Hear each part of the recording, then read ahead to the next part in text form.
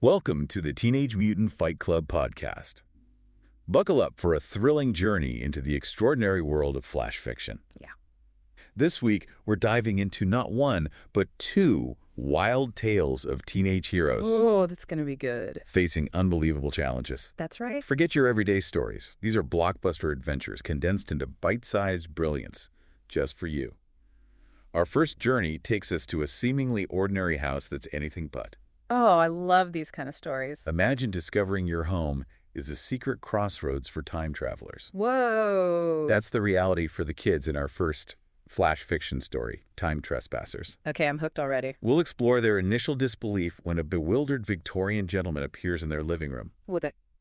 his top hat askew as he stares at a microwave. I can just picture it like, what in the world? Then, the stakes skyrocket with the arrival of a sleek, chrome-armored figure wielding lasers. Talk about a culture shock. Right, from horse-drawn carriages to laser beams in a heartbeat. It's like stepping into a movie. But what really gets you thinking is how these unexpected visitors leave behind cryptic clues. A fragment of binary code, Interesting. a Latin inscription, and even a star chart from the future. Like breadcrumbs from across time. Exactly. And our young heroes, including a logician named Kai, a quick-witted Maya, and a bookworm named Ben. Each with their own unique skills. They must piece these fragments together. Oh, I bet they each play a crucial role in solving this puzzle. Absolutely. And here's where it gets really interesting. These aren't just random occurrences. They're a warning. A warning of what? Don't leave us hanging. Well, that's where our expert comes in. They'll help us understand the escalating tension as the children prepare for an unknown threat. Not with typical defenses, but by sandbagging windows against archaic weaponry and building makeshift alarms from salvaged tech. It's a blend of the old and the new. A fusion of defense strategies. You have to love their resourcefulness. Yeah. Using what they have, blending eras. It's like, hey, if it works, it works. You'll hear about Kai practicing with a bow staff against unseen enemies, and Anya's attempts to understand these strange temporal disturbances. It's a race against time, literally. And they're using whatever they can to prepare. Exactly. And then comes the ultimate shock. Not an arrival, but a departure. A departure? What do you mean? Their own older, wearier selves from the future step out of a time rift. Whoa, that's heavy. They deliver an urgent message about scavengers drawn to the weakened timeline and a crucial data crystal containing defense protocols. What does it mean for the younger versions to be the key to their own future survival? Wow, their younger selves hold the key to their future survival. That's a lot of pressure. That's right. And our expert will break down the incredible battle that ensues. Ooh, a battle. I love a good clash. A chaotic clash of Victorian oil lamps versus laser cannons, and how Anya's makeshift alarm network becomes a tool to manipulate time rifts. It's ingenuity at its best. So cool. It's like they're turning their weaknesses into strengths. You'll discover how Ben, the bookworm, realizes their house itself is the ultimate weapon, Their house. How is that possible? and the ingenious way they destabilize the temporal nexus. So, what does this all mean for the future of their home and their own identities? I'm on the edge of my seat. Tell me more. Well, let's move on to our second journey, which shifts gears from temporal chaos to mythical majesty, the Griffin Guardians. Picture this. Siblings discovering a nest on their rooftop, not with ordinary birds, but with a fierce and fluffy griffin hatchling. Whoa, a griffin! That's amazing. Their traveling zoologist parents have left them with a simple instruction.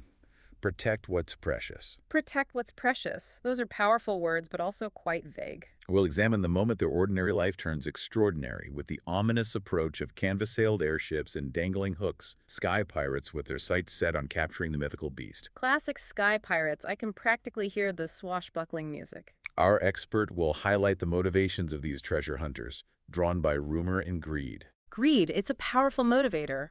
But what makes the griffins so valuable to them? Well, we'll get to that. You'll hear about the immediate bond formed between Anya and the griffin hatchling. Ah, I love this. The bond between a human and a mythical creature. A connection forged through shared fear and a mother's legacy of calming wild creatures. Here's where it gets really interesting. Anya isn't a rider, but a partner, leaping into a heart-pounding flight alongside the untested griffin. Wow, that's beautiful. A true partnership, not one of dominance. Meanwhile, Ben, though not a fighter, uses his knowledge of their sprawling estate to turn their home into a strategic battlefield. We'll explore his clever tactics, from transforming the topiary garden with snaking vines to unleashing a whirlwind of furious ostriches. Furious ostriches. Now that's a defense I haven't seen before. What stands out to you about using the environment as a defense? Well, it's like they're using what's naturally around them, turning their home into a living, breathing fortress. It's not just about brute force, but about strategy and outsmarting the enemy. Exactly. And we'll dissect the thrilling aerial encounter. Ooh, this is going to be good. The Griffin's clever maneuvers, including a dive towards the reflecting pool that tricks the pirates. Oh, clever girl. Using her surroundings to her advantage. But the stakes rise when a cannon shot clips Oni's wing. Oh no, how do they escape that? How do they overcome this setback, pushing higher into the blinding sun? Higher into the sun. That's risky. Our expert will analyze Ben's final gambit, Okay, I'm ready. turning the weather vane into a conductor to deliver a shocking blow to the pirate airships. Wow, Ben, the unsung hero, turning everyday objects into weapons. We'll discuss how the pirates retreat, not just defeated, but facing forces they couldn't comprehend. So what does this all mean for the siblings' understanding of their parents' work and the true value of what they've protected? That's a good question. I guess it shows them that there's more to the world than meets the eye, and that sometimes the things that seem ordinary are actually extraordinary. What's fascinating here is how both of these flash fiction stories thrust ordinary teenagers into truly extraordinary circumstances. In Time Trespassers, they become guardians of the timeline itself, facing not just external threats, but their own future selves. Talk about responsibility. Their past, present, and future selves are all intertwined. And in the Griffin Guardians, they rise to protect a mythical creature, forging an unbreakable bond and discovering their own courage. Both stories have this amazing theme of finding strength within and also in the most unexpected places. If we connect this to the bigger picture, both stories highlight the incredible potential that can be found in unexpected places, whether it's a time-traveling house or a rooftop griffin nest. Absolutely. They both challenge our perception of what's possible. They also raise an important question, Funny. What hidden strengths do you possess that might be waiting to be unleashed when faced with the unbelievable? That's a great question for our listeners to ponder. Consider this. In Time Trespassers, the greatest threat was also their future hope. That's deep. A paradox that forced them to rely on their present ingenuity. Makes you think about the choices we make each day and how they shape our future. In the Griffin Guardians, the treasure the pirates sought was far less valuable than the bond the siblings formed with the Griffin. Yeah, sometimes the real treasures are the connections we make. This raises an important question.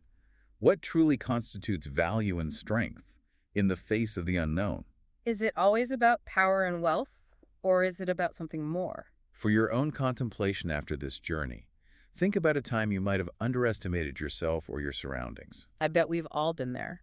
Could there be a hidden way station or a precious nest in your own life waiting to be discovered and protected? What hidden treasures are out there? What might you be capable of when the ordinary suddenly becomes extraordinary? Food for thought. Thank you for joining us on this thrilling Teenage Mutant Fight Club podcast journey. We hope these wild tales have sparked your imagination and left you pondering the possibilities. Rate and follow the show for more captivating stories from the world of flash fiction. Until next time.